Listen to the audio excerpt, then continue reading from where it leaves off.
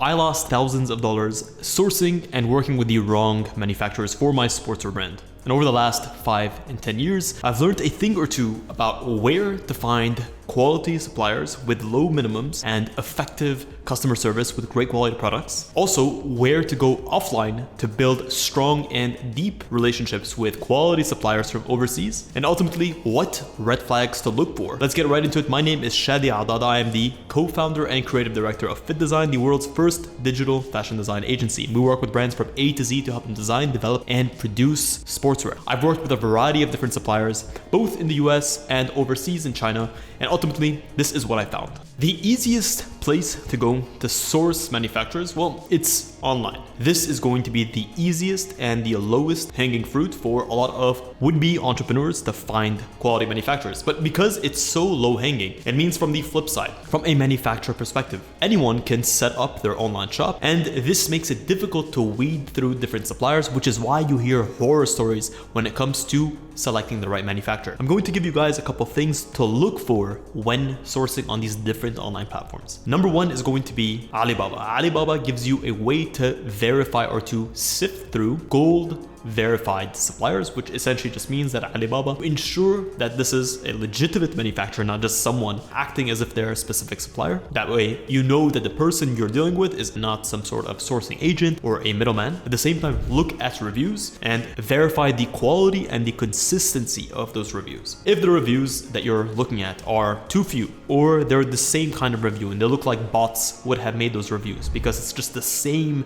comment being given over and over, then run away.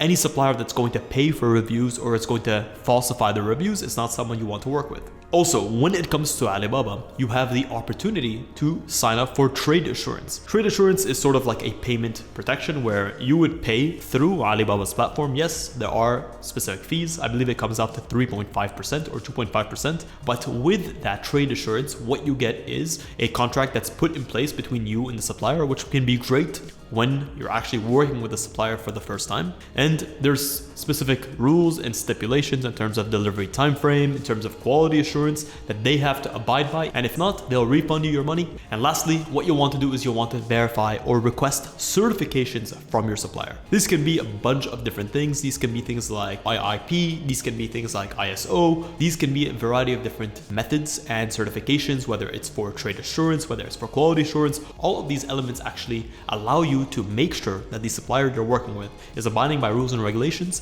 and if they are, it means that they're spending the time and effort. This is not the be-all end-all, but a good indicator, and what you're looking for in the beginning stages is good indicators of quality suppliers that are going to do what they say they're going to do and at a good level. One thing, which is a pro tip from my side, is don't necessarily opt for the cheapest supplier. If a supplier doesn't tick all the boxes, but they're the cheapest, that's not necessarily the supplier that you want to go with. What you want to do is you want to make sure you have a well-rounded supplier with great communication, with reasonable prices, and at the same time that gives you what you're looking for, not only from a price standpoint, but also from a quality and a service standpoint. Number two, when it comes to online sourcing platforms, what you have is global sources, which is very, very similar to Alibaba, but in my experience, they tend to be a little bit more tailored and specific. Their communication tends to be a little bit more on point. And if you've never checked them out before, it can be a great place to go and source quality suppliers. Given the fact that it's not the most popular, means that you're going to have a more narrow selection, but at the same time,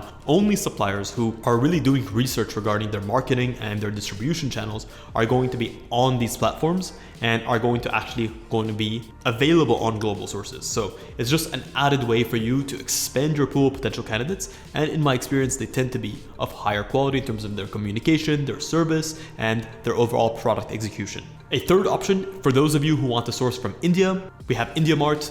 Why would you want to source from India? Well, India is really well known for high volume, good quality cotton, natural textiles, and even some synthetics, although China is where it's at for synthetic textiles like polyester and nylon. India is great for an effective price, but you're going to have to order large quantities. And lastly, for those of you who must manufacture stateside or in the United States, then you have ThomasNet. ThomasNet is sort of a B2B sourcing platform that actually and exclusively promotes American manufacturers, and as of right now they have 170 plus activewear apparel suppliers that you can check. So if you're looking for manufacturing in the United States, ThomasNet is going to be the option.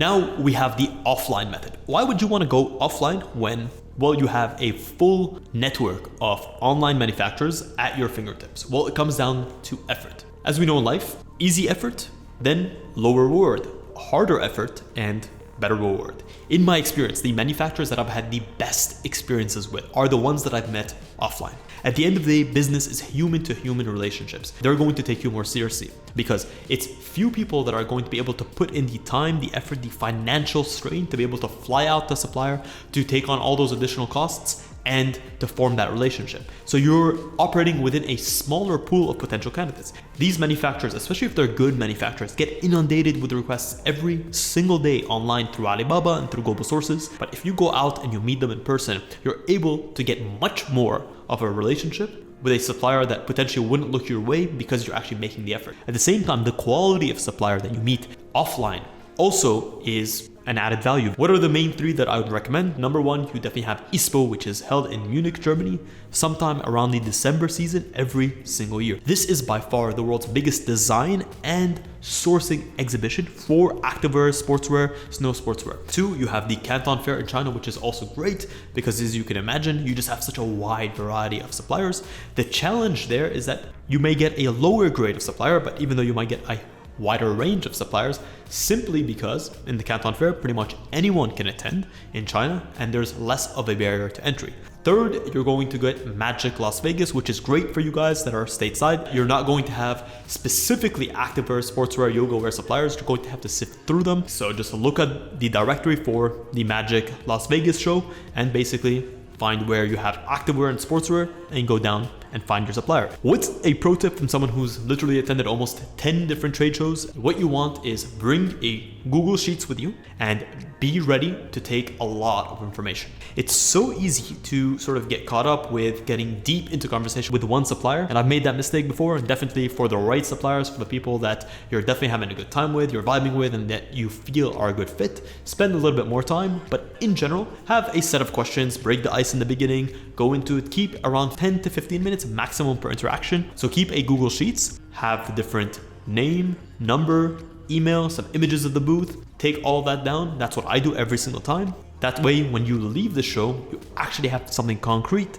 and you've made an impression with each and every single person that you went to. Bring a business card and leave a business card for them. That's another pro tip. The third category is either you hire a sourcing agent or you work directly with your factory. The sourcing agent is typically going to be someone who is going to be in the country that you're looking to source a factory. The big advantage here is direct access to thousands of factories with a sort of direct personal relationship, even though you may not be the one who is having that communication. Also, a sourcing agent will be able to negotiate prices on your behalf, and if it's a good quality sourcing agent, they're going to have a target price that you're trying to hit, and they're going to be working with you to be able to achieve that price. So where to find different sourcing agents? Well, there's a variety of paid gig platforms like Upwork and Fiverr that are a great option for there. And lastly, when it comes to working with a manufacturer, sometimes a manufacturer is not necessarily a factory where there's workers.